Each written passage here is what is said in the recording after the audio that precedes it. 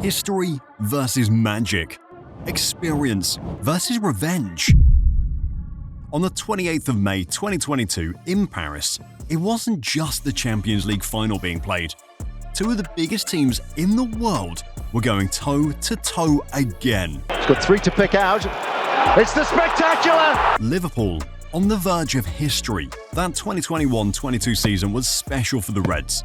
They won the Carabao Cup and the FA Cup, and after narrowly just missing out on the league on the final day to Man City, the chance to add a Champions League title to the season was looking like the perfect redemption plan. But standing in the way were these guys. The competition's record winners, Real Madrid. Unlike Liverpool, they'd won the league, and getting to another Champions League final, it was almost guaranteed they'd win it, because at this stage of the competition, they quite simply never lose. But even the hardest of Real Madrid fans would have been worried for a second, especially after Liverpool's star man came out and dropped that bomb statement. Do you think it's a revenge mission against Madrid? Do you see it like that? Yeah, I see it because we lost in the final. It was a sad day for all of us, but yeah, I think it's revenge time. A score to settle. To understand what Salah meant by the statement, we've got to go back a bit. Oh, he's gone for it! And it's gone straight through the goalkeeper's hand! 2018, the first Champions League final for Liverpool under Jurgen Klopp, and it ended in heartbreak. Not just for the team, but for Salah as well, because in that final, what was supposed to be the biggest night of his life turned into a complete horror show. He got injured after his tackle from Sergio Ramos and was forced out of the game. 4 years down the line, and you could see why Salah said they had a score to settle. Particularly him. He was out for revenge because many people believed if Salah had played the 90 minutes in Kiev, the scoreline could have been different, especially with the way Liverpool was playing before the injury. But if I shift the focus to Real Madrid, just thinking of how they even got to that final in Paris, it's a combination of miracle performances. You see guys, Real Madrid's 2021-22 season was special, especially after the season they'd had previously. They watched city rivals Atletico Madrid win the league in 2020-21 and got knocked out of the Champions League by the eventual winners Chelsea. To make it worse, club captain Sergio Ramos, a leader at the back for so many years, left at the end of that season. So many reasons why the 2021-22 season shouldn't have worked out. Players leaving, no real replacements, and the young talents of the club hadn't quite proved it yet. But all of that changed in 2021-22. Because in the Champions League, Los Blancos stepped up with performances game after game after game. Let's start with Real Madrid's road to Paris then. Shakhtar Donetsk, Sheriff Tiraspol, Inter Milan. Real Madrid was expected to not just qualify from this group, but also to top it. And after Rodrigo's goal against Inter Milan on matchday 1 kick-started their campaign, the expectations went up a notch. Now, there was even talk about Real Madrid finishing the group stage with all maximum points, but on matchday 2, they experienced a defeat so embarrassing that even Carlo Ancelotti had no words for it. Real Madrid lost at home to Sheriff Tiraspol. To say this was a shocking defeat, it'd be an understatement, but it happened.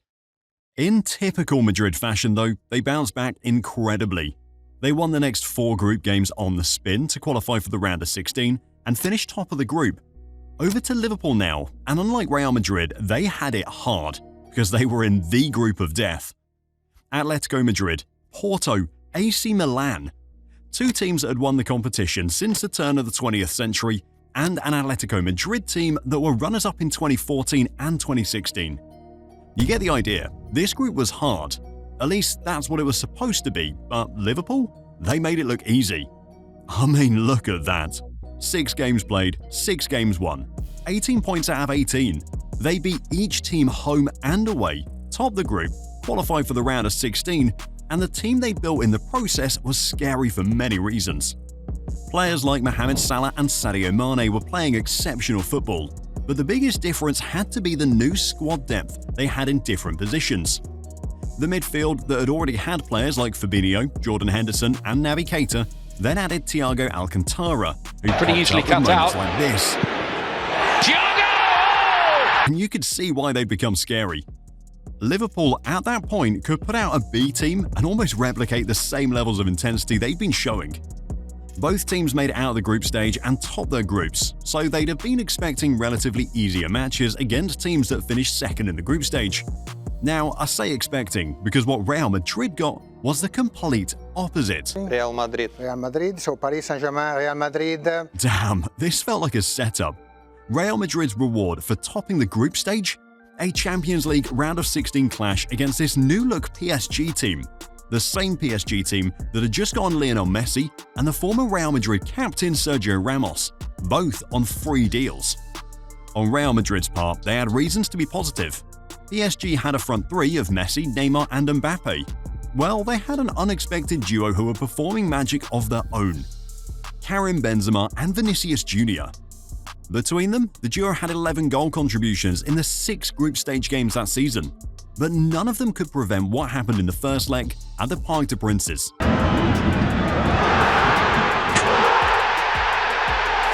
Just when it looked like Real Madrid would hang on for the win, Mbappe scored late in added time to seal a last-minute win for PSG. Where Real Madrid struggled in the first leg, Liverpool once again continued their impressive streak in the competition.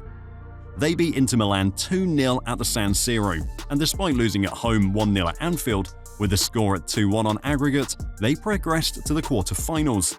But where the real drama was at the Bernabeu, because in that second leg clash between Real Madrid and PSG, it was chaos. A Karim Benzema-inspired hat-trick sent Madrid through 3-2 on aggregate. It had everything, but the main thing we need to focus on, which we'll see later, was Real Madrid's ability to recover. Mbappe scored early to put PSG 2-0 up on the aggregate, and at that point it looked like Real Madrid was done. But in the space of 17 minutes, Benzema's hat-trick turned the game on its head. They'd knocked PSG out. Into the quarterfinals now, and Liverpool once again had a relatively easier draw. Against Benfica, it was thrilling, but they got the job done. They won the first leg 3-1 away from home, and in the second leg at Anfield played that 3-3 thriller to advance 6-4 on aggregate. Real Madrid? They were up against English opposition this time. Chelsea. In the first leg at Stamford Bridge, that emerging duo we talked about, Vinicius Jr. and Karim Benzema, they were at it again. The two linked up for one of Benzema's goals. Back-to-back hat-tricks. Madrid took a 3-1 lead back to Spain and the Bernabeu, but in what was now becoming an emerging theme, the second leg was far from straightforward. Chelsea had somehow scored 3 against Madrid at the Bernabeu, and with just 11 minutes left to play, Los Blancos was on the brink of elimination. Did they turn it around then? Well, I'll get to that in a second, but hit that subscribe button to Football Historia if you haven't yet for more videos like this. Rodrigo scored less than a minute later to send the game to extra time before Benzema was at the rescue again. Another goal, and like that, Real Madrid was in the semis. You see guys, what we've done so far is give the build-up to how these two teams were bound to face each other, but not before one more epic twist. And this time, Liverpool experienced it too. After beating Benfica, they knew they were going to face surprise package Villarreal in the semis. The Reds won the first leg comfortably 2-0 at home, but in the second leg, at Villarreal's La Ceramica, all hell broke loose. The first half had the Liverpool team struggling to believe what they were seeing. In 45 minutes, the 2-goal lead they had from the first leg had been wiped out. Villarreal had levelled the match on aggregate. But in the second half, goals from Fabinho, Luis Diaz and Sadio Mane turned the game around for Liverpool. They didn't just win the match 3-2, they won 5-2 on aggregate. And like that, for a third time in 5 years, Liverpool was through to the final of the Champions League. It kind of set the tone too, because in Real Madrid's case, it was also a Spanish versus English affair. Only this time, Madrid was up against a Pep Guardiola team who were out to make history of their own. Manchester City. That first leg at the Etihad is right up there with the Champions League classics. Vinicius' solo goal? Check. Benzema's Panenka penalty? Check. Bernardo Silva with a screamer? Check. City narrowly edged this one 4-3, but this was just a promising sign that the second leg at the Bernabeu was bound to be an epic. It didn't disappoint. When Riyad Mahrez scored this goal with less than 20 minutes to play, Real Madrid was on the brink of elimination again, as they had been in the round of 16 and the quarterfinals. They did it the first time versus PSG? People thought that was incredible. They did it the second time versus Chelsea? They thought it was lucky. This time against Man City, it seemed like the luck had run out. This image right here explains it. They had a 1% chance of qualification. Looked like this was going to be the end, until out of nowhere, Real Madrid put on another Champions League classic. Rodrigo scored twice to send the game to extra time, and Benzema was on the score sheet again. Honestly, you couldn't even write this as a script if you wanted to. Pep had no words. Real Madrid had come back from the dead 3 consecutive times at home to set up that final with Liverpool. And so guys, we're down to that night in Paris. The stage was set. A repeat of the 2018 final, the 2021 quarter-final. Since 2018, they'd faced each other in 3 of the 4 seasons leading up to this one in Paris. Real Madrid had won all 3, and this Liverpool team looked like they'd be out for revenge. If there was going to be a sign that this was a proper battle between the two teams, it happened even before kickoff. The game was delayed after some Liverpool fans were denied entry into the stadium, but as soon as the match kicked off, the feeling was clear. This was going to be a proper final. The opening 10 minutes was a battle between the two teams trying to gain control, but after that moment, Liverpool started hitting hard at the Madrid goal. Salah had a couple of chances saved from Courtois, Thiago Alcantara with a shot straight at the Madrid goalie. Liverpool was threatening. They'd found ways into that Madrid defense. Courtois was the only thing stopping them from taking the lead, and just a couple of seconds after those close saves, he made a stunning one. I mean, this one to deny Sadio Mane from close range, amazing. It gets better in real time too. What a save! The game continued at the same tempo. Real Madrid started seeing more of the ball, but Liverpool looked like the team most likely to score. However, in games like this, the experienced teams usually have the edge. Madrid has tons of that in the team, and just 3 minutes before the end of the first half, they thought they'd gone against the odds and snatched the lead. Unfortunately, after a long VAR check, Benzema's goal was ruled out for offside. This, though, was just a gentle reminder to Liverpool. This was how dangerous this Madrid team was. In the blink of an eye, they could turn the game on its head. And so right after the ref hit the whistle for the second half, Liverpool doubled down with the intent. Started with the same energy, but that near miss was just the break Madrid needed. They now knew there was a way past this Liverpool team. It wasn't about the number of chances, it was about being efficient. And 13 minutes into the second half, the game-changing moment. Valverde hit the cross shot at the back post, and Vini found the space to tap it in. 1-0 Los Blancos. Based on the stats, this was against the tide. Liverpool had hit multiple attempts at Madrid's goal, but with their first legitimate attempt on target, Madrid had scored. The goal sparked Liverpool right into life, because after that, they came at Madrid full on. Courtois made another impressive save from Salah, and from that point on, Real Madrid showed the experience. They began to wear out the game. Players like Luka Modric and Toni Kroos in midfield just kept the ball, passing and spreading it across different areas of the pitch. It didn't mean the Liverpool threat had died down though, it just cooled off, until Mohamed Salah found one more breakaway.